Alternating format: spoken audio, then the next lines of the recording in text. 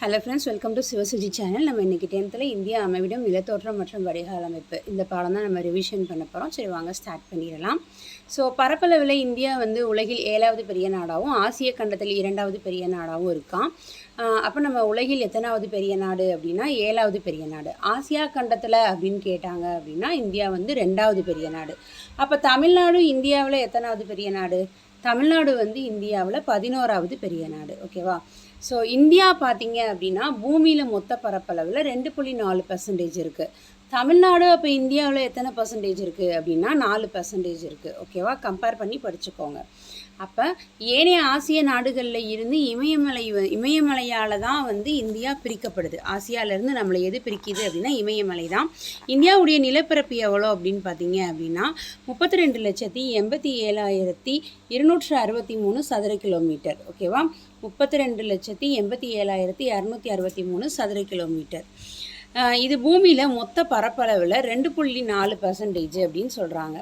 அதுக்கப்புறமா வேறு என்ன பாயிண்ட் அப்படின்னு பார்த்தோம்னா இந்தியாவுடைய நில எல்லை. இந்தியாவுடைய நில எல்லை எவ்வளோ இருக்குது அப்படின்னு பார்த்தோம் அப்படின்னா இந்தியாவுடைய நில எல்லை வந்து 15,200 கிலோமீட்டர். ஸோ நம்மளுடைய அடுத்து எல்லை பகுதி எப்படி இருக்குது, நம்ம எதெல்லாம் நில எல்லைகளாக இந்தியா வந்து கொண்டுள்ளது அப்படின்றத நல்லா பார்த்துக்கிறணும். ஸோ இந்தியா வந்து எதெல்லாம் நில எல்லைகளாக கொண்டுள்ளது அப்படின்னா வடக்கில் வந்து வடக்கில் வந்து சைனா இருக்குது, அதுக்கப்புறம் வந்து நேபாள் இருக்குது, பூட்டான் இருக்குது. சைனா, நேபாள், பூட்டான் இது 3 எங்கே இருக்குது அப்படின்னா நார்த்தில் இருக்குது. சரியா? அதுக்கடுத்து சவுத்தில் என்ன இருக்குது அப்படின்னா நமக்கு இந்திய பெருங்கடல் இருக்குது. அப்புறமா கிழக்கில் என்ன இருக்குது அப்படின்னு சொல்லி பார்த்தீங்க அப்படின்னா வங்கதேசமும் மியான்மரும் இருக்குது. வடக்கில் என்ன இருக்குது, வடமேற்கில் வந்து பாகிஸ்தான் இருக்குது, ஆப்கானிஸ்தான் இருக்குது அப்படின்னு சொல்லியிருக்காங்க. வடமேற்கில் வந்து பாகிஸ்தானும் ஆப்கானிஸ்தானும் இருக்குது அப்படின்னு சொல்லியிருக்காங்க. முன்னாடி ஓல்டு புக்கில் என்ன அப்டேஷன் இருக்கும் அப்படின்னு பார்த்தீங்கன்னா மேற்கில் பாகிஸ்தான், வடமேற்கில் ஆப்கானிஸ்தான் அப்படின்னு கொடுத்துருப்பாங்க. மேற்கில் பாகிஸ்தான், வடமேற்கில் ஆப்கானிஸ்தான் அப்படின்னு கொடுத்துருப்பாங்க. அதையும் நீங்கள் மைண்ட் பண்ணிக்கோங்க. இப்போ ஜென்ரலாக வடமேற்கில் வந்து பாகிஸ்தான், ஆப்கானிஸ்தான் அப்படின்னு சொல்லி கொடுத்துட்டாங்க. மேலும் இந்தியா வந்து அதிகபட்சமாக நம்ம எந்த நாடு கூட வந்து நில எல்லையை பகிர்ந்துக்கிறோம் அப்படின்னு சொல்லி பார்த்தோம்னா வங்கதேசத்தோடு நம்ம நில எல்லையை பகிர்ந்துக்கிறோம். எத்தனை கிலோமீட்டர் அப்படின்னா 4,156 கிலோமீட்டர். நம்ம கம்மியாக யார் கூட வந்து நில எல்லையை பகிர்ந்துக்கிறோம் அப்படின்னா ஆப்கானிஸ்தான் கூட, அது வந்து 106 கிலோமீட்டர். இந்தியா வந்து தெற்கில் வந்து இந்திய பெருங்கடலாலையும் கிழக்கில் வந்து வங்காள விரிகுடாவாலையும் மேற்கில் வந்து அரபிக்கடலாலையும் சூழப்பட்டு மொத்தமாக 6,100 கிலோமீட்டர் வந்து நீண்ட ஒரு கடற்கரை பகுதியை வந்து கொண்டுள்ளது 3 பக்கங்கள்லையும் அப்படின்னு கொடுத்துருக்காங்க. அப்போ இந்தியாவுடைய நில எல்லை அப்படின்னா 15,200 சதுர கிலோமீட்டர். ஸோ வடமேற்கில் நம்ம பாகிஸ்தான், ஆப்கானிஸ்தான், வடக்கில் சைனா, நேபாள், பூட்டான், கிழக்கில் வங்கதேசம், மியான்மர் நில எல்லைகளாக கொண்டுள்ளது. அது வந்து நம்ம அதிகமாக யார் கூட எல்லையை ஷேர் பண்ணிக்கிறோன்னா வங்கதேசம் 4,156, கம்மியாக அப்படின்னா ஆப்கானிஸ்தான் 106 கிலோமீட்டர். ஓகேவா? தெற்கில் வந்து இந்திய பெருங்கடல், கிழக்கில் வங்காள விரிகுடா, மேற்கில் அரபிக்கடல் 6,100 கிலோமீட்டர் வந்து கடற்கரை பகுதி அப்படின்றத பார்த்தாச்சு. அடுத்தது இந்தியா வந்து கடற்கரையோடைய மொத்த நீளம். இப்போ நம்ம முதல்ல வந்து பார்த்தது என்ன அப்படின்னா ஜென்ரலாக நீண்ட கடற்கரை பகுதி அப்படின்றது 6,100 கிலோமீட்டர் சொல்லியிருந்தாங்க. அதுவே தீவு கூட்டங்களையும் சேர்த்து எவ்வளவு அப்படின்னு பார்த்தோன்னா 7,516.6 கிலோமீட்டர். இந்தியாவையும் இலங்கையும் பிரிக்கக்கூடிய குறுகிய ஆழமற்ற பகுதி எது அப்படின்னு சொல்லி பார்த்தீங்க அப்படின்னா பாக் நீர் சந்தி. இந்தியாவையும் இலங்கையையும் பிரிக்கக்கூடிய குறுகிய ஆழமற்ற பகுதி எது? பாக் நீர் சந்தி. ஓகேவா? ஓகே. அடுத்து உலகம் அப்படின்னு எடுத்துக்கிட்டோன்னா நம்மளுடைய அமைவிடம், இந்தியாவுடைய அமைவிடம் உலகம் அப்படின்றதுல எப்படி இருக்குது அப்படின்னா கிழக்கு மற்றும் மேற்கு ஆசியாவில் மத்தியில் இருக்கோமா, ஆசியாவுக்கு வந்து நம்ம தென்பகுதியில் இருக்கோம். ஓகேவா? ஸோ வேறு என்ன பாயிண்ட் அதில் பார்க்கணும் அப்படின்னா மேற்கில் இருக்கக்கூடிய இந்தியாவோட பெருங்கடல் வழிப்பாதை வந்து மேற்கில் இருக்க ஐரோப்பிய நாடு, கிழக்கில் இருக்க நாடுகளையும் இணைத்து அமைவிட முக்கியத்துவமாக இருக்குது அப்படின்னு சொல்லியிருக்காங்க. அதெல்லாம் தேவையில்லை. ஓகே, நெக்ஸ்ட் இங்கிட்டு போயிடலாம். இந்தியாவுடைய துணைக்கண்டம். இந்தியா வந்து ஒரு துணைக்கண்டம்னு சொல்கிறாங்க. எதனால இந்தியா ஒரு துணைக்கண்டம் அப்படின்னா பாகிஸ்தான், மியான்மர், வங்கதேசம், நேபாள், பூட்டான் மற்றும் இலங்கை ஆகிய நாடுகளோட சேர்த்து தான் இந்தியாவை வந்து ஒரு துணைக்கண்டம் அப்படின்னு சொல்கிறாங்க. எந்தெந்த நாடுகளோட சேர்த்து அப்படின்னு பார்த்தீங்கன்னா பாகிஸ்தான், மியான்மர், வங்கதேசம், நேபாள், பூட்டான், இலங்கை இந்த நாடுகளோட இணைத்து. அது மட்டும் இல்லாமல் நம்மளுடைய இயற்கை அமைப்பு வந்து பல்வேறு காலநிலை, தாவரம், கனிமம் எல்லாமே இருக்குது. அதனால தான் இந்தியா துணைக்கண்டம் அப்படின்னு அழைக்கப்படுகிறது. இந்தியா வேற்றுமையில் ஒற்றுமை நாடு அப்படின்னு சொல்லி சொன்னது யாரு? ஜவஹர்லால் நேரு சொல்லியிருப்பாரா? ஓகே, அடுத்தது பாருங்க, அமைவிடமும் பரப்பளவும். இந்தியா வந்து வட அச்சம் கேட்பாங்க, கிழக்கு தீர்க்கம் அப்படின்னும் கேட்பாங்க. அந்த வேர்டை நம்ம நல்லா பார்த்துட்டு அப்புறமா ஆன்சர் செலக்ட் பண்ணணும். அப்போ இந்தியா வந்து 8 டிகிரி 4 வட அச்சம்ல இருந்து 37 டிகிரி 6 வட அச்சம் வரையிலையும், 68 டிகிரி 7 கிழக்கு தீர்க்கம்ல இருந்து 97 டிகிரி 25 கிழக்கு தீர்க்கம் வரைக்கும் பரவி இருக்கு. இந்தியா முழுவதுமே இந்த அச்ச தீர்க்க பரவல் படி எங்கே இருக்குது அப்படின்னா கிழக்கு அரைக்கோளத்தில் இருக்குது. இந்தியாவுடைய தென்பகுதி அப்படின்னு சொல்லக்கூடியது பிக்மெலியன் அப்படின்னு அழைக்கக்கூடிய இந்திரா முனை.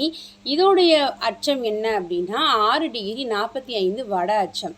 இது எங்கே போய் முடியும் அப்படின்னு பார்த்தோன்னா அந்தமான் நிக்கோபார் தீவில் போய் அமைந்துள்ளது அப்படின்னு சொல்கிறாங்க. அப்போ இந்தியாவின் தென்பகுதி வந்து என்ன அப்படின்னா முன்னாடி பிக்மெலியன் அப்படின்னு அழைக்கப்பட்ட இந்திரா முனை தான் இந்தியாவின் தென்கோடி. இது வந்து 6 டிகிரி 45 வட அச்சத்தில் நிக்கோபார் அந்தமான் நிக்கோபார் தீவில் அமைஞ்சிருக்கு. இந்திய நிலப்பகுதியின் தென்கோடி குமரி முனை அப்படின்னு சொல்லுவாங்க. இந்தியாவின் தென்கோடி என்னது? நிலப்பகுதி. இந்தியாவின் தென்கோடினா பிக்மெலியன் இந்திரா முனை. இந்திய நிலப்பகுதியின் தென்கோடி அப்படின்னு கேட்டாங்கன்னா குமரி முனை. இந்திய நிலப்பகுதியின் தென்கோடி அப்படின்னு கேட்குறாங்க அப்படின்னா குமரி முனை. நம்மளுடைய வடமுனை எது அப்படின்னா இந்திராகோல். இது எங்கே இருக்குது அப்படின்னா ஜம்மு காஷ்மீரில் இருக்குது அப்படின்னு ஓல்டு புக்கில் கொடுத்துருப்பாங்க. ஓகே, வடக்கே லடாக்கில், இங்கே எக்ஸாக்டாக லடாக்கில் அப்படின்னு கொடுத்துருக்காங்க. முன்னாடி ஓல்டு புக்கில் ஜம்மு காஷ்மீர் கொடுத்துருப்பாங்க. வடக்கே லடாக்கில் உள்ள இந்திராகோல் முதல் தெற்கே கன்னியாகுமரி வரைக்கும் எவ்வளோ நீளம் இருக்கான்? 321 அப்படின்றத ரிவர்ஸில் போட்டுட்டு அடுத்த நம்பர் என்ன? 4.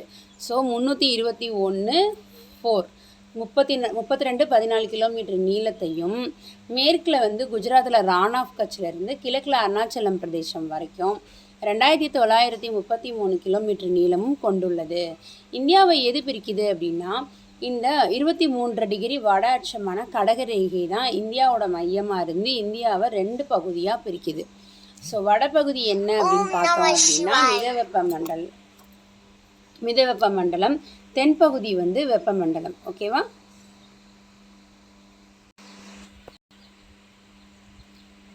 ஓகே, நெக்ஸ்ட் என்ன சொல்லியிருக்காங்க அப்படின்னா இந்தியா வந்து 28 மாநிலம் 8 யூனியன் பிரதேசங்கள் அப்படின்னு சொல்லி நிர்வாக வசதிக்காக பிரிக்கப்பட்டுள்ளது அப்படின்னு கொடுத்துருக்காங்க. இந்தியாவுடைய திட்ட நேரம் மேற்கில் வந்து குஜராத்தில் ஸ்டார்ட் பண்ணி கிழக்கில் அருணாச்சல பிரதேசம் வரைக்கும் கிட்டத்தட்ட 32 தீர்க்க கோடுகளை கொண்டுள்ளது. இதுதான் என்ன அப்படின்னா இந்த கிழக்கு தீர்க்கம்னு சொல்லுவாங்க இல்லையா, 68 டிகிரி 7 கிழக்கு தீர்க்கம்லேருந்து 97 டிகிரி 25 கிழக்கு தீர்க்கம்ன்றது வந்து இந்த கோடை தான் மீன் பண்ணி சொல்லுவாங்க. மேற்கில் குஜராத்லேருந்து அருணாச்சல பிரதேசம் வரைக்கும் 30 தீர்க்க கோடுகள் இருக்கான். அப்போ கிழக்கில் உள்ள அருணாச்சல பிரதேசத்தில் இருந்து மேற்கில் இருக்க குஜராத்தை காட்டிலும் 2 மணி நேரம் முன்னாடியே சூரியன் உதயமாயிடுது அப்படின்னு சொல்கிறாங்க. இந்த வேறுபாட்டை தவிர்ப்பதற்காக தான் நமக்கு மத்திய தீர்க்க ரேகை அப்படின்னு தலை நேரத்துக்காக ஃபிக்ஸ் பண்ணியிருப்பாங்க. அது 82 டிகிரி 30 அப்படின்றது 82 டிகிரி 30 கிழக்கு தீர்க்கை. இந்த தீர்க்க ரேகை எது வழியாக போகுதுன்னு 2-3 தடவை கொஷின் கேட்டுட்டாங்க. மிஸ்ஸு அழகாக இருக்காங்க அப்படின்னு ஞாபகம் வச்சுக்கோங்க. ஸோ மிர்சாப்பூர் அலகாபாத் வழியாக செல்கிறது. நல்ல மிஸ் அழகாக இருக்கனால நமக்கு 82 மார்க் போடுவாங்க எல்லா எக்ஸாம்லேயும். ஸோ 82 30. இந்திய திட்ட நேரம் கிரீன்விச் நேரத்தை விட 5 மணி நேரம் 30 நிமிடம் முன்னதாக உள்ளது. இந்திய திட்ட நேரம் கிரீன்விச் திட்ட நேரத்தை விட 5 மணி 30 நிமிடம் முன்னதாக உள்ளது அப்படின்னு சொல்லி கொடுத்துருக்காங்க. அடுத்தது ஆந்திராவுடைய தலைநகரம் வந்து அமராவதி. ஸோ ஆந்திரா மறுசீரமைப்பு சட்டம் எப்போ அப்படின்னா 2024. அது வரைக்கும் ஹைதராபாத் நகரம் ஆந்திர பிரதேசம் மற்றும் தெலுங்கானாவுடைய தலைநகராக இருக்கும் அப்படின்னு சொல்லியிருக்காங்க. ஆந்திராவுடைய தலைநகரம் அமராவதி. ஆந்திரா மறுசீரமைப்பு சட்டம் 2024 வரைக்கும். ஹைதராபாத் வந்து தெலுங்கானாவுக்கும் ஆந்திராவுக்கும் 2024 வரைக்கும் தலைநகரமாக இருக்கும் அப்படின்னு சொல்லியிருக்காங்க. அடுத்து இந்தியாவின் முக்கிய இயற்கை அமைப்பு பிரிவுகள். இந்தியா வடக்கில் வந்து கம்பீரமான இமயமலை, தெற்கில் வந்து கடற்கரை, மேற்கில் வந்து தார் பாலைவனம், கிழக்கில் வந்து பாரம்பரிய இயற்கை அமைப்பு கொண்ட ஒரு வல்லமை நாடாக இருக்குது. ஓல்டு புக்கில் வந்து இந்தியாவுடைய நிலப்பகுதியை பேஸ் பண்ணி இயற்கை நிலத்தோற்றங்களை வந்து எத்தனை பிரிவாக பிரிச்சிருப்பாங்க அப்படின்னா 6 பகுதின்னு சொல்லியிருப்பாங்க. இங்கே வந்து நமக்கு 5 பகுதி அப்படின்னு சொல்லி கொடுத்துருக்காங்க. அப்போ இந்தியாவின் இயற்கை அமைப்பு எத்தனை பிரிவுகளாக பிரிக்கலாம் அப்படின்னா 5 பெரும் பிரிவுகளாக பிரிக்கலாம் அப்படின்னு சொல்லியிருக்காங்க. ஸோ எப்படி பிரிச்சிருக்காங்க அப்படின்னா வடக்கு மலைகள், வடபெரும் சமவெளிகள், தீபகற்ப பீடபூமிகள், கடற்கரை சமவெளிகள், தீவுகள் அப்படின்னு கொடுத்துருக்காங்க. அப்போ இந்த இந்திய பாலைவனம்ன்றது வந்து இதில் இல்லை. முன்னாடி வந்து இமயமலைன்னு கொடுத்துருப்பாங்க, அப்புறம் வந்து இங்கே வந்து வடக்கு மலைகள்னு கொடுத்துருக்காங்க. அதை வடபெரும் சமவெளிகளை வந்து இந்திய சமவெளிகள், வட சமவெளிகள் கொடுத்துருந்துருப்பாங்க. தீபகற்ப பீடபூமியும் கடற்கரை சமவெளி, தீவுகள் இது எல்லாமே இருக்குது. பாலைவனம் மட்டும்தான் இல்லை. ஸோ முன்னாடி வந்து 6 பிரிவுன்னு கொடுத்துருந்தாங்க, இப்போ 5 பெரும் பிரிவுன்னு கொடுத்துருக்காங்க. ஓகேவா? இப்போ கரண்ட்டில் இருக்கிறதான் பார்க்கணும். அதனால் அப்போ இயற்கை அமைப்பு வந்து 5 பெரும் பிரிவுகளாக பிரிக்கலாம். வடக்கு மலை, வடபெரும் சமவெளி, தீபகற்ப பீடபூமி, கடற்கரை சமவெளி, தீவுகள். ஓகே, வடக்கு மலைகள் பார்த்துடலாம். வடக்கு மலைகள் அப்படின்னா இமயமலைகள் தான் வடக்கு மலைகள். உலகின் இளமையான மற்றும் மிக உயரமான மலைத்தொடர்கள் வந்து இந்த இமயமலைகள் தான். இந்த மலைகள் வந்து சில மில்லியன் ஆண்டுகளுக்கு முன்னாடி தான் உருவானுச்சுன்னு சொல்கிறாங்க. எப்படி உருவாச்சு அப்படின்னா புவியுடைய மேலோடு இருக்கு இல்லையா, அந்த மேலோடு பேரியக்க விசை காரணமாக இந்த மேலோடு மடிக்கப்பட்டு தான் மடிப்பு மலையாக உருவாச்சு அப்படின்னு சொல்கிறாங்க. பூமியுடைய மேலோடு பேரியக்க விசை காரணமாக மடிக்கப்பட்டு மடிப்பு மலையாக உருவாச்சு. மேற்கில் வந்து சிந்து பள்ளத்தாக்குலேருந்து கிழக்கில் வந்து பிரம்மபுத்திரா பள்ளத்தாக்கு வரைக்கும் 2500 கிலோமீட்டர் நீளம் வந்து இமயமலை பரவியிருக்கான். மேற்கில் சிந்து பள்ளத்தாக்குலேருந்து கிழக்கில் பிரம்மபுத்திரா பள்ளத்தாக்கு வரைக்கும் 2500 கிலோமீட்டருக்கு வந்து இமயமலை பரவியிருக்கு. காஷ்மீரில் 500 கிலோமீட்டர் அகலம், அருணாச்சல பிரதேசில் 200 கிலோமீட்டர் அகலம் வேறுபடுகிறது. அப்புறம் பிரபலமான பாமின் முடிச்சுன்னு சொல்லக்கூடிய உலகின் கூரை வந்து இந்த பகுதியில் இருக்குது, அழைக்கப்படுகிறது. மத்திய ஆசியாவோட உயரமான மலைத்தொடரையும் இமயமலையையும் இணைக்கிற பகுதி தான் இந்த பாமின் முடிச்சு. மத்திய ஆசியாவுடைய உயரமான மலைத்தொடரையும் இமயமலையையும் இணைக்கிற பகுதி தான் இந்த பாமின் முடிச்சு. இமயமலை பாமின் முடிச்சிலிருந்து வில்லு மாதிரி அமைஞ்சிருக்கு அப்படின்னு சொல்லியிருக்காங்க. ஓகே, அடுத்து இமயமலையை வந்து எப்படி பிரிப்பாங்க அப்படின்னு பார்த்துக்கிட்டோம் அப்படின்னா இது ஹிமாலயான்ற சொல்லுக்கு சமஸ்கிருத மொழியில் பனி உறைவிடம் அப்படின்னு பொருள். ஹிமாலயான்ற சொல்லுக்கு சமஸ்கிருத மொழியில் பனி உறைவிடம் அப்படின்னு மீனிங்காக இந்தியாவின் பெரும் அரணாக இருக்கிற வடக்கு மலையை 3 பெரும் உட்பிரிவுகளாக பிரிப்பாங்க. டிரான்ஸ் இமயமலைனா மேற்கு இமயமலைகள், மத்திய இமயமலைகள், கிழக்கு இமயமலையை பூர்வாஞ்சல் குன்றுகள் அப்படின்னு 3ஆக பிரிப்பாங்க. இதே தான், இதில் எதுவும் சேஞ்சஸ்லாம் இல்லை, ஓல்டு புக்கில் இதே தான் இருந்துச்சு. ஓகேவா? அப்போ இமயமலையை வந்து 3 பிரிவுகளாக பிரிக்கிறாங்க. டிரான்ஸ் இமயமலை அல்லது மேற்கு இமயமலை, அதுக்கப்புறம் வந்து கிழக்கு இமயமலை, பூர்வாஞ்சல் குன்றுகள். ஆரவல்லி மலைத்தொடர் உலகிலேயே மிக பழமையான மடிப்பு மலைத்தொடர்களில் ஒன்று. உலகிலேயே இளமையான மலை அப்படின்னு கேட்டாங்கன்னா இமயமலை, உலகிலேயே மிக பழமையான மடிப்பு மலை அப்படின்னு கேட்டாங்கன்னா ஆரவல்லி மலைத்தொடர். ஓகேவா? அடுத்து டிரான்ஸ் இமயமலை, மேற்கு இமயமலைகள். டிரான்ஸ் இமயமலை அப்படின்னு எடுத்துக்கிட்டிங்கன்னா இது வந்து இமயமலைக்கு வடக்கில் அமைந்திருக்கு. இது ஜம்மு காஷ்மீர் மற்றும் திபெத் பீடபூமியில் அமைந்துள்ளது. இது இமயமலைக்கு வடக்கு பகுதியில் அமைஞ்சிருக்கு, ஜம்மு காஷ்மீர் மற்றும் திபெத் பீடபூமியில் அமைந்துள்ளது.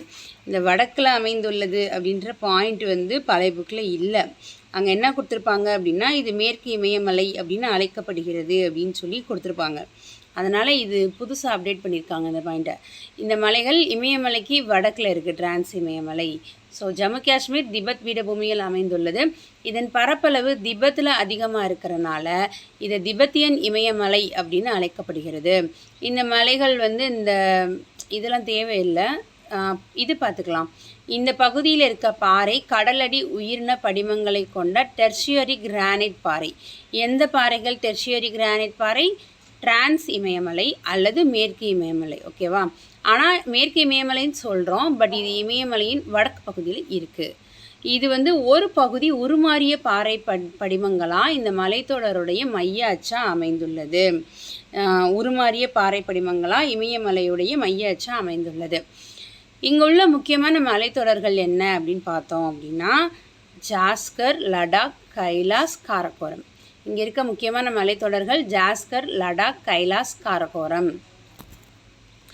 சாசு, லடாக்கு, கைலாஸ், காரகோரம் வந்து டிரான்ஸ் இமயமலை. அவ்வளோதான். ஓகேவா? இதில் இருக்க பாயிண்ட். நெக்ஸ்ட் இமயமலை. இவை வந்து வடக்கு மலைகளுடைய மையப்பகுதியாக இருக்குது. இளம் மடிப்பு மலை. வடக்கில் இருந்த யுரேஷியா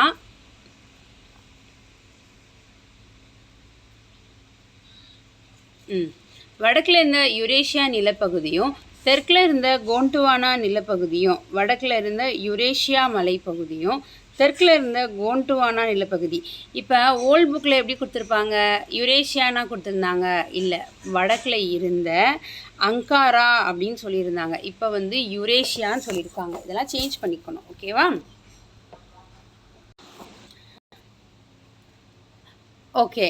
ஸோ அப்போ இப்போ நியூ புக்கில் என்ன சொல்லியிருக்காங்க அப்படின்னா யுரேஷியா நிலப்பகுதி.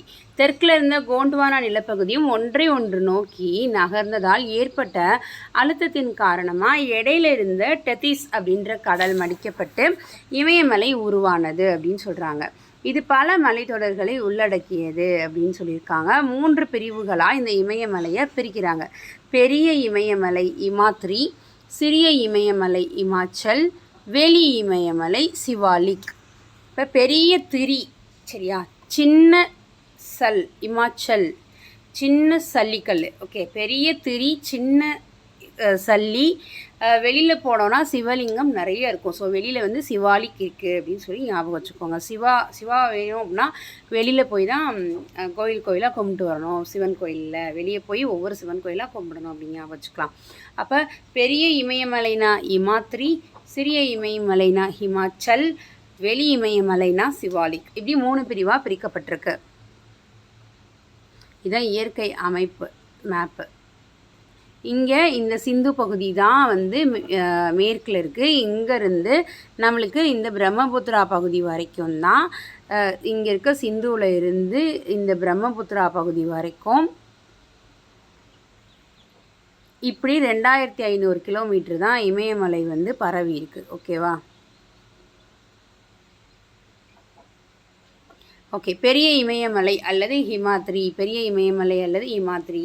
பெரிய இமயமலை வந்து சிறிய இமயமலைக்கு வடக்கில் இருக்கான். பெரிய இமயமலை சிறிய இமயமலைக்கு வடக்கில் செங்குத்தாக இருக்குது.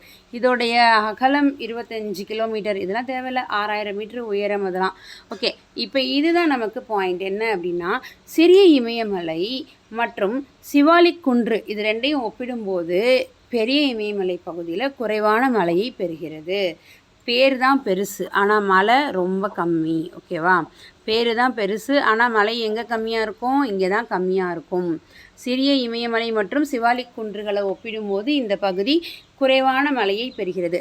ஓகே, நெக்ஸ்ட்டு மற்ற மலைத்தொடர்களை ஒப்பிடும்போது இந்த பகுதியில் பௌதிக சிதைவு குறைவாக உள்ளது.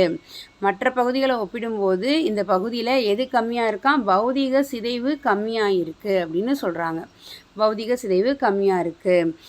அதுக்கப்புறம் இமயமலையில் மிக உயர்ந்த சிகரங்கள் நிறையா இருக்குது. அந்த சிகரம் எல்லாமே எங்கே தான் இருக்குது அப்படின்னா பெரிய இமயமலையில் தான் இருக்குது.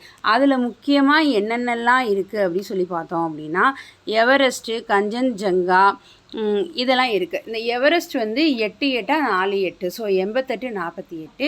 கஞ்சன்சங்கா வந்து 85 98. முன்னாடி கஞ்சன்ஜங்காவுடைய அளவு என்ன கொடுத்துருப்பாங்க அப்படின்னு பார்த்தீங்கன்னா 85 86ன்னு கொடுத்துருப்பாங்க. இப்போ மாற்றிருக்காங்க, 85 86 கொடுத்துருப்பாங்க. இப்போ 85 98 மீட்டர் கொடுத்துருக்காங்க.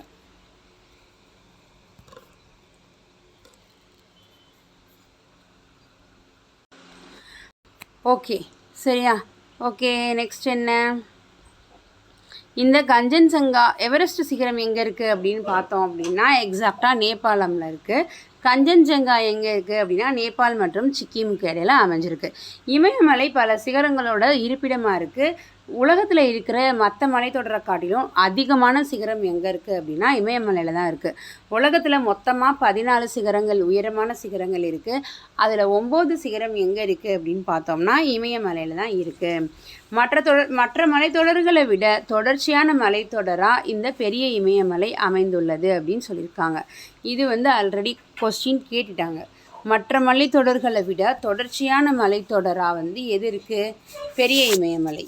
பெரிய இமயமலைனா என்ன அப்படின்னா இமாத்திரின்னு பார்த்தோமா, அப்போ திரி நம்ம என்ன பண்ணணும் அப்படின்னா தொடர்ச்சியாக போட முடியாது, சரியா? அதனால் குட்டி குட்டியாக வெட்டி தானே போட முடியும். பெரிய இமயமலை பெருசான திரி அப்படின்றதுனால நம்ம தொடர்ச்சியாக இருக்காது.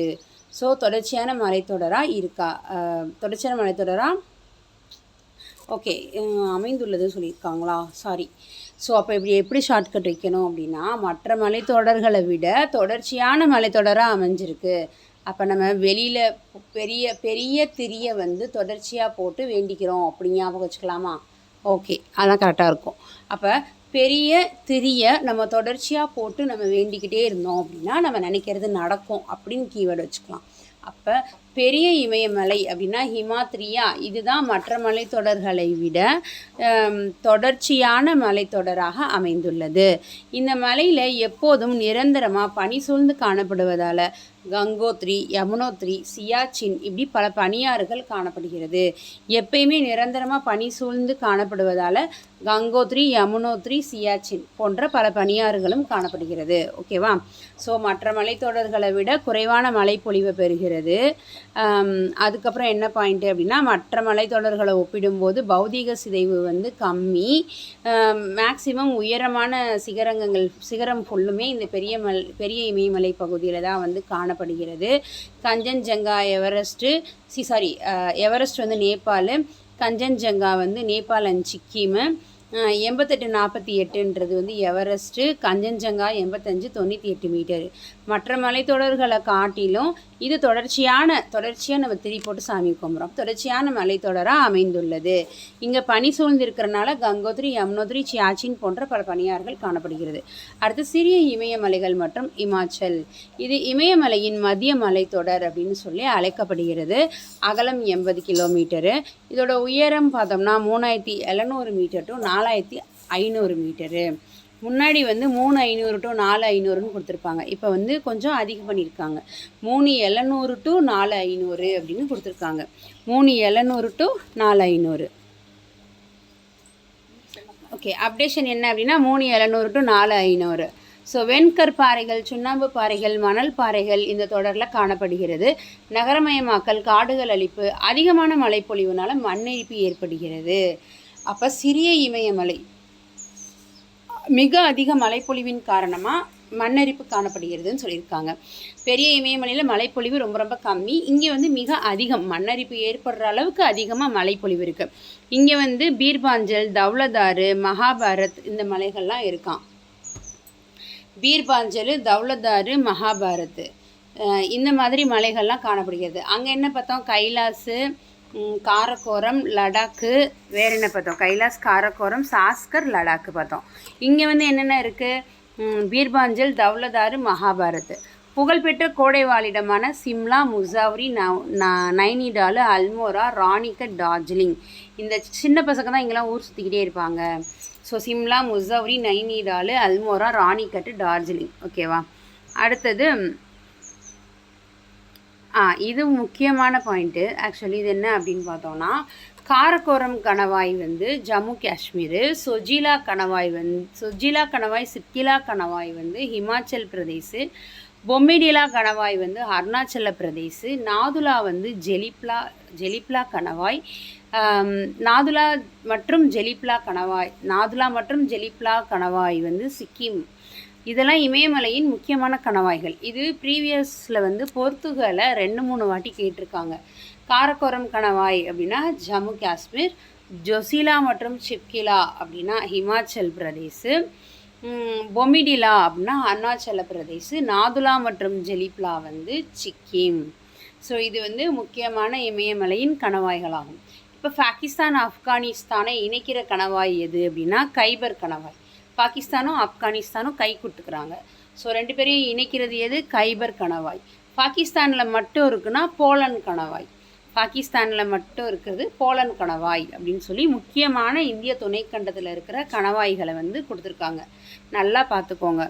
காரகோரம்னா ஜம்மு காஷ்மீர், ஜோசிலா சிப்கிலானா ஹிமாச்சல், பொமிடிலானா அருணாச்சல பிரதேஷ், நாதுலா ஜெலிப்லானா சிக்கிம், கைபர்னா பாகிஸ்தான் ஆப்கானிஸ்தான், போலண்ட்னா பாகிஸ்தான்.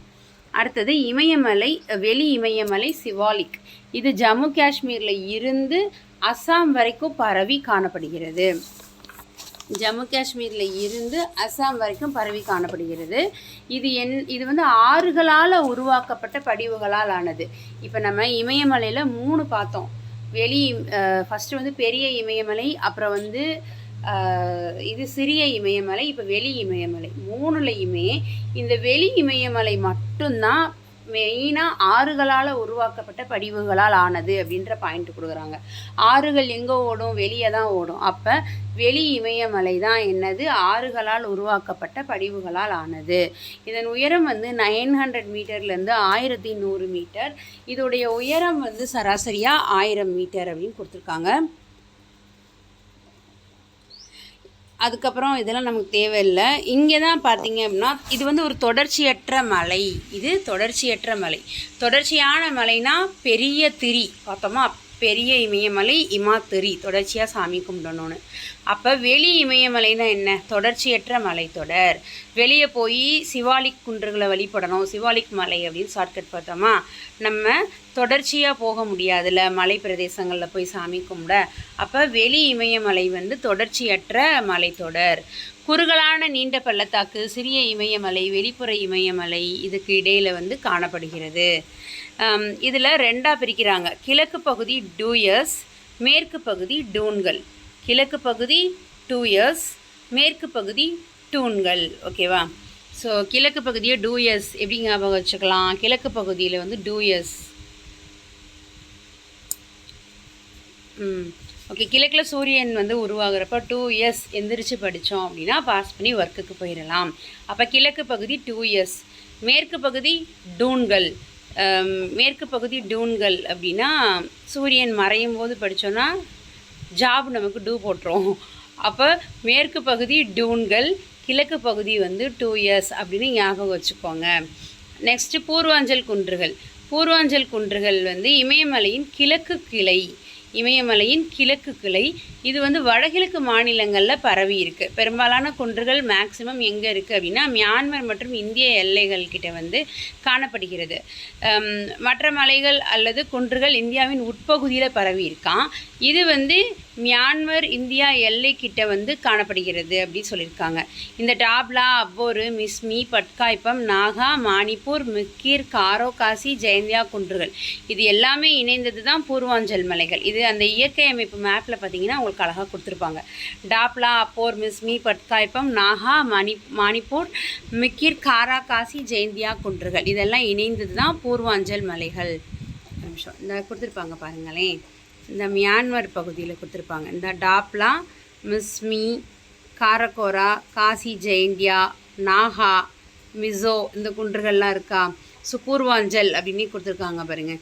ஸோ இது எல்லாமே சேர்ந்தது தான் இந்தியா மற்றும் மியான்மர் இந்த எல்லைகளுக்குள்ளே இருக்கக்கூடிய இந்த கிழக்கு இமயமலைகள். ஓகேவா?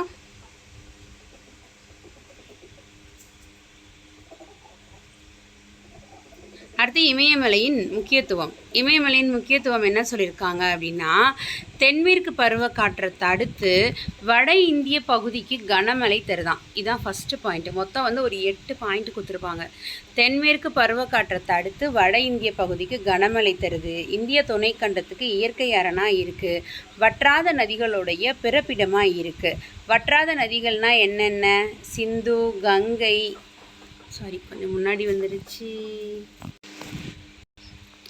இந்திய துணைக்கண்டத்துக்கு இயற்கை அரணா அமைந்திருக்கு. வற்றாத நதிகள்னா சிந்து, கங்கை, பிரம்மபுத்திரா, பிற ஆறுகள். வற்றாத நதிகள்னா என்ன? சிந்து, கங்கை, பிரம்மபுத்திரா, பிற ஆறுகள்.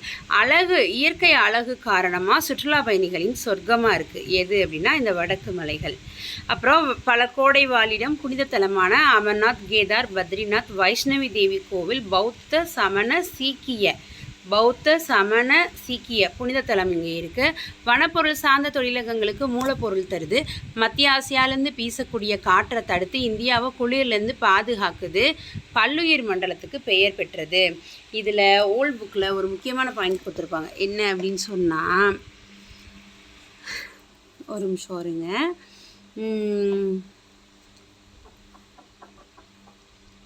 என்ன பாயிண்ட் கொடுத்துருப்பாங்க அப்படின்னா, போக்குவரத்துக்கு அப்படின்னு சொல்லி ஒரு பாயிண்ட் கொடுத்துருப்பாங்க. 1 minute. சரி, ஓகே, நான் ஞாபகம் தான் சொல்கிறேன். அடுத்தது பார்க்கலாம். ஓகேவா? சரி, அடுத்தது வடபெரும் சமவெளிகள் அப்படின்னு சொல்லி கொடுத்துருக்காங்க. வடபெரும் சமவெளிகள். ஓகே, வளமான சமவெளிகள் வடக்கு மலைகளின் தென்புறம் பறந்து காணப்படுகிறது. சிந்து, கங்கை, பிரம்மபுத்திரா அதன் துணை ஆறுகளால் உருவாக்கப்பட்ட வண்டல் மண் படிவுகளை கொண்ட உலகிலேயே வளமான சமவெளி இது. இப்போ உலகிலேயே வளமான சமவெளி எது அப்படின்னு பார்த்தோம் அப்படின்னா, இந்த சிந்து, கங்கை, பிரம்மபுத்திராவால் உருவாக்கப்பட்ட இந்த வடபெரும் சமவெளிகள் தான். உலகிலேயே வளமான சமவெளி வடபெரும் சமவெளிகள் தான். நீளம் 2400 கிலோமீட்டர். வேறு என்ன தேவை அப்படின்னு பார்த்தோம்னா, இது 7 லட்சம் சதுர கிலோமீட்டர் பரப்பளவுக்கு பரவி இருக்கான். எவ்வளோ கிலோமீட்டர் பரவி இருக்குது? 7 லட்சம் சதுர கிலோமீட்டர். வட இந்திய பெரும் சமவெளி மேடு பள்ளமற்ற ஒரு சீரான அமைப்பாக இருக்குது. இமயமலை, விந்தியமலை ஆறுகளால் படிய வைத்தல் செயல்முறையால் உருவாக்கப்பட்டிருக்கு. இமயமலை, விந்தியமலை இந்த 2 மலையில் இருக்க ஆறுகளோடைய படிய வைத்தல் செயல்முறையால் உருவாக்கப்பட்டிருக்கு. இப்படி இந்த ஆறுகள் மலையடி சமவெளி மற்றும் வெள்ள சமவெளிகளில் அதிகமான வண்டல் படிவுகளை படிய வைக்குது. இந்த வடபெரும் சமவெளி படிவுகளுடைய முக்கிய பண்புகள் அப்படின்னு ஒரு 5 பண்புகள் கொடுத்துருப்பாங்க. பாபர் அப்படின்னா இது இமயமலை ஆறுகளால் படிய வைக்கப்பட்ட பெரும் மணல் மற்றும் பலதரப்பட்ட படிவுகளால் ஆனது. நுண்துளை அதிகமாக இருக்குது. இந்த பாபரில் நுண்துளைகள் அதிகமாக இருக்குது. அதனால் என்ன ஆகும் அப்படின்னா, சின்ன ஓடைகள் ஓடும்போது நீர் உள்வாங்கப்பட்டு மறைந்துருமா. நுண்துளைகள் அதிகமாக இருக்கிறனால இது வழியாக சிற்றோடைகள் ஓடும்போது அந்த நீர் உள்வாங்கப்பட்டு மறைந்து விடுகிறது. இவை வேளாண் சாகுபடிக்கு ஏற்றது அல்ல. ஏன் அப்படின்னா, டக்குன்னு நீர்கள் உள்வாங்கப்பட்டு மறையிறனால வேளாண் சாகுபடிக்கு இது ஏற்றது கிடையாது. நீண்ட வேர்களுடைய பெரிய மரம் வளர தான் ஏற்றது. ஏன் அப்படின்னா, பூமி அந்த பகுதியில் தண்ணி நிறையா உள்ளே போகிறனால, நிலத்தடி நீர் உங்களுக்கு உள்ளே அதிகமாக ஈரப்பதமாக இருக்கிறனால பெரிய மரம் தான் வளர முடியும். அப்போ நீண்ட வேர்களை உடைய பெரிய மரங்கள் வளர்வதற்கு ஏற்றவை. இதன் அகலம் மேற்கில் ஜம்முவில் இருந்து கிழக்கில் ஜம்முவில் அகன்று இருக்குமா மேற்கில், கிழக்கில் அஸ்ஸாம் பகுதியில் குறுகி இருக்கும். 8 to 15 கிலோமீட்டர் அப்படின்னு சொல்லியிருக்காங்க. இந்த பாயிண்ட்டு இங்கே புதுசாக இருக்குது. என்ன அப்படின்னா, இந்த மரங்கள் பெரிய மரங்கள் வளர ஏற்றவை அப்படின்றது புது பாயிண்ட்டு. வேளாண் சாகுபடிக்கு ஏற்றது அல்ல அப்படின்றதும் புது பாயிண்ட்டாக இங்கே சேர்த்துருக்காங்க நியூ புக்கில். அடுத்தது தராய் மண்டலம். தராய் மண்டலம் அப்படின்றது அதிகப்படியான ஈரப்பதம் கொண்ட பகுதி. காடுகள் வளர்வதற்கு, பல்வேறு விதமான வனவிலங்குகள் வாழ்வதற்கு ஏற்றதாக உள்ளது. தராய் அதிகமான ஈரப்பதம் கொண்ட பகுதி. காடுகள் வளர்வதற்கு, பல்வேறு விதமான வனவிலங்குகள் வாழ்வதற்கு ஏற்றதாக உள்ளது. இந்த மண்டலம் பாபர் பகுதிக்கு தெற்கில் இருக்குது. ஸோ அதுக்கப்புறம் பிரம்மபுத்திரா பள்ளத்தாக்கு பகுதியில் மிக அதிக மழை காரணமாக அகலமாக காணப்படுகிறது. தராய் மண்டலம் பிரம்மபுத்திரா பள்ளத்தாக்கு பகுதியில் மிக அதிக மழை காரணமாக அகலமாக இருக்குது.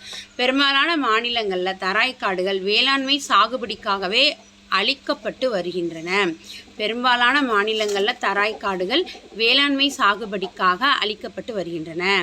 அப்போ தராய் மண்டலம் அதிகப்படியான ஈரப்பதம் கொண்ட பகுதி. காடுகள் வளர்வதற்கு, பல்வேறு விதமான வனவிலங்குகள் வாழ்வதற்கு ஏற்றதாக இருக்குது.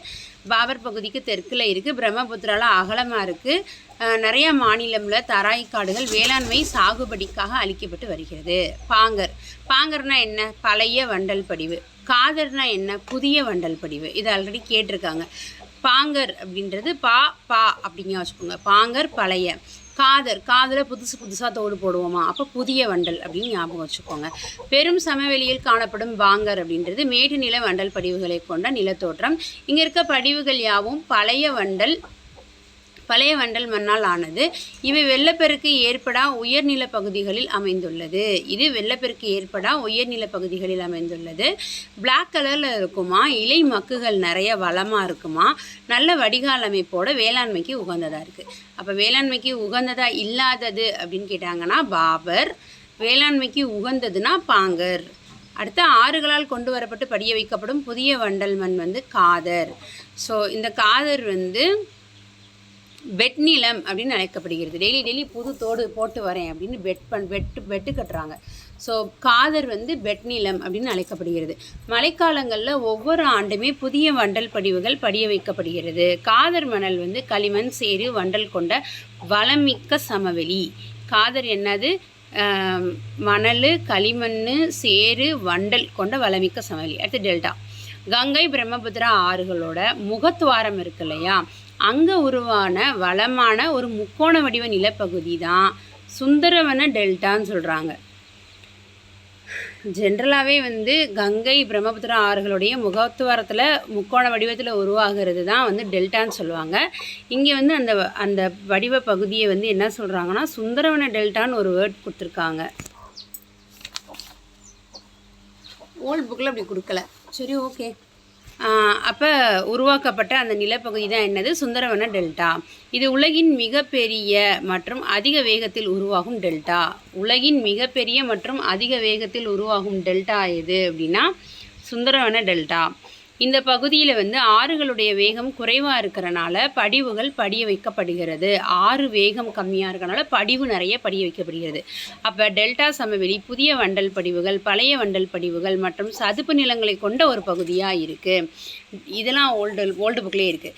டெல்டா சமவெளி புதிய வண்டல் படிவு, பழைய வண்டல் படிவு மற்றும் சதுப்பு நிலங்களை கொண்ட ஒரு பகுதியாக இருக்குது.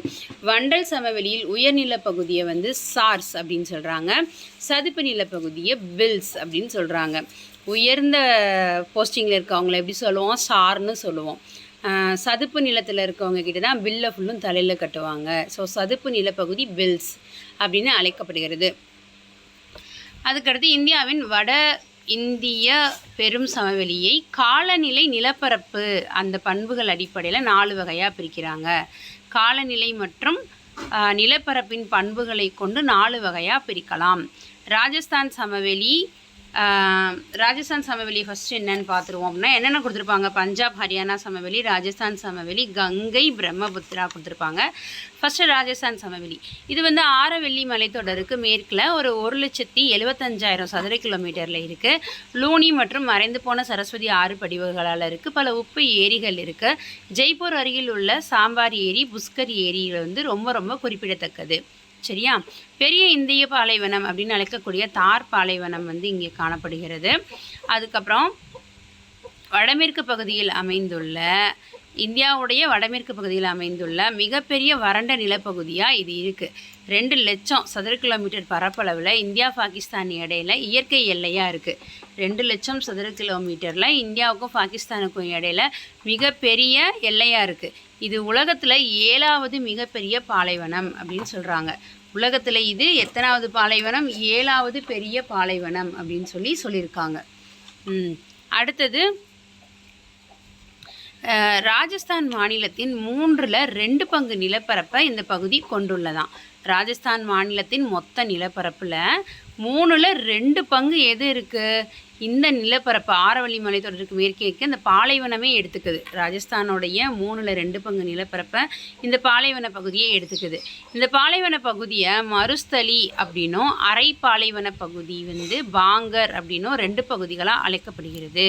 பாலைவன பகுதி வந்து மருஸ்தலி, அரை பாலைவன பகுதி வந்து பாங்கர் அப்படின்னு 2 பகுதிகளாக அழைக்கப்படுகிறது.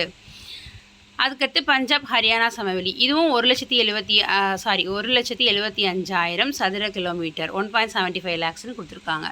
இது பஞ்சாப் ஹரியானா சமவெளிகள் இந்திய பாலைவனத்தின் வடகிழக்கே அமைந்துள்ளது. சட்லஜ், பியாஸ், ராவி ஆறுகளால் ஏற்படுற பரிவால உருவானது. இது வந்து நீர்பிரிமேடு கங்கை யமுனை, யமுனை சட்லஜ் ஆற்றிடை சமவெளி. நீர்பிரிமேடாகவும் கங்கா யமுனா, யமுனா சட்லஜ் ஆற்றிடை சமவெளியாகவும் இருக்குது. அடுத்து கங்கை சமவெளி, இதான் ரொம்ப அதிகம், 3.75 லட்சம் சதுர கிலோமீட்டர். இது வந்து மேற்கில் யமுனா ரிவரில் இருந்து கிழக்கில் வங்காளதேசம் வரைக்கும் 3.75 லட்சம் சதுர கிலோமீட்டர் பரப்பளவை கொண்டுள்ளது.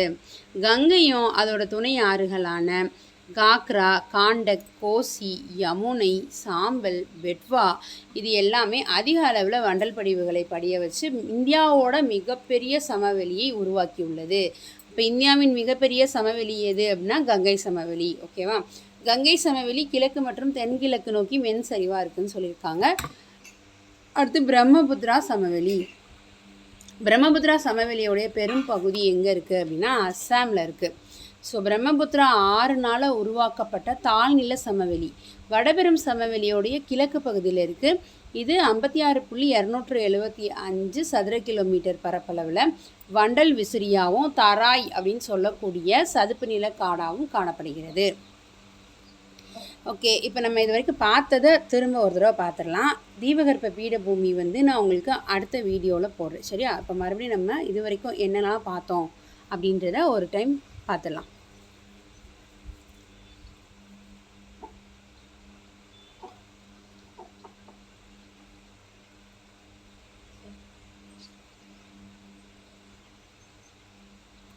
ஓகே, ஸோ இது வரைக்கும் நம்ம என்னென்னலாம் பார்த்தோம் அப்படின்னா இந்தியா வந்து உலகத்தில் 7வது பெரிய நாடு, ஆசியா கண்டத்தில் 2வது பெரிய நாடு.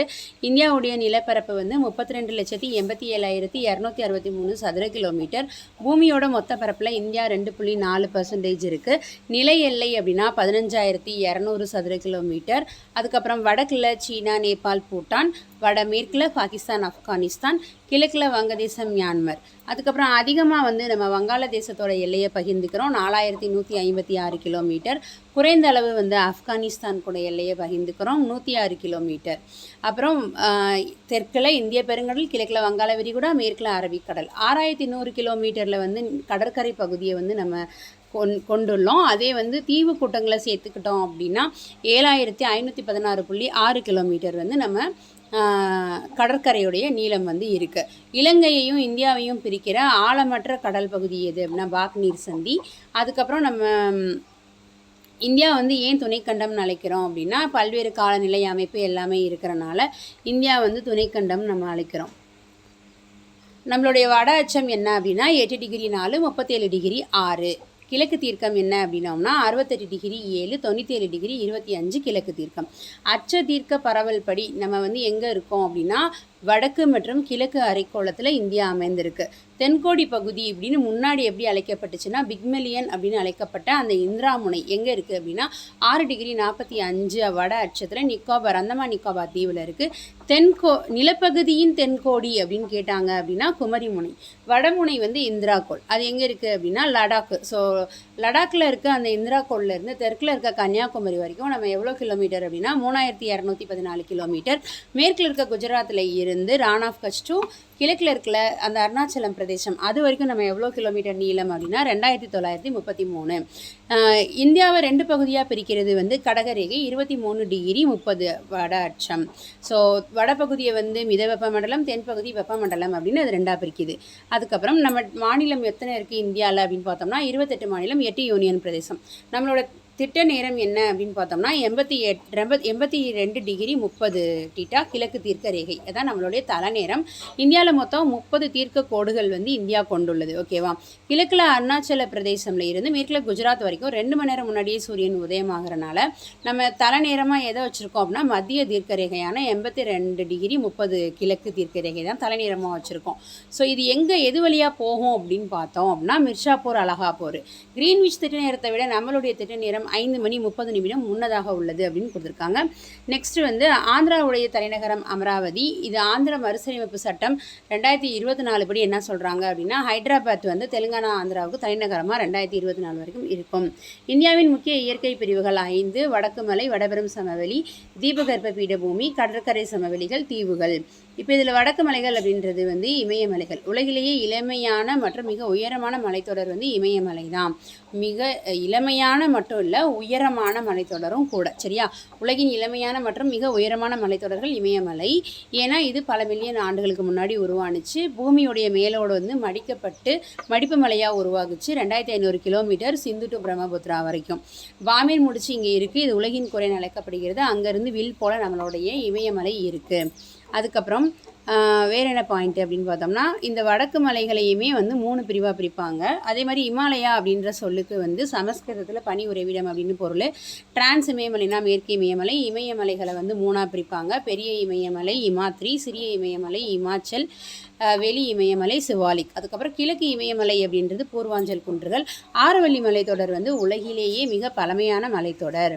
டிரான்ஸ் இமயமலைகள் அப்படின்னு எடுத்துக்கிட்டோம் அப்படின்னா இது இமயமலைக்கு வடக்கில் இருக்குது. ஜம்மு காஷ்மீர் மற்றும் திபெத் பீடபூமியில் அமைந்திருக்கு. பரப்பளவு வந்து தீபத்தில் அதிகமாக இருக்கிறனால இது திபெத்தியன் இமயமலைன்னு சொல்கிறாங்க. அதுக்கப்புறமா இது கடலடி உயிரின படிமங்களை கொண்டிருக்கு. டெர்சியரி கிரானைட் பாறைகளால் ஆயிருக்கு. இது உருமாறிய பாறை படிமங்களாக இருக்குது. இமயமலை தொடரோட மைய அச்சா இருக்குது. அதுக்கப்புறம் இங்கே என்னென்ன மலைத்தொடர்கள் இருக்குது அப்படின்னா ஜாஸ்கர், லடாக்கு, கைலாசு, காரக்கோரம்.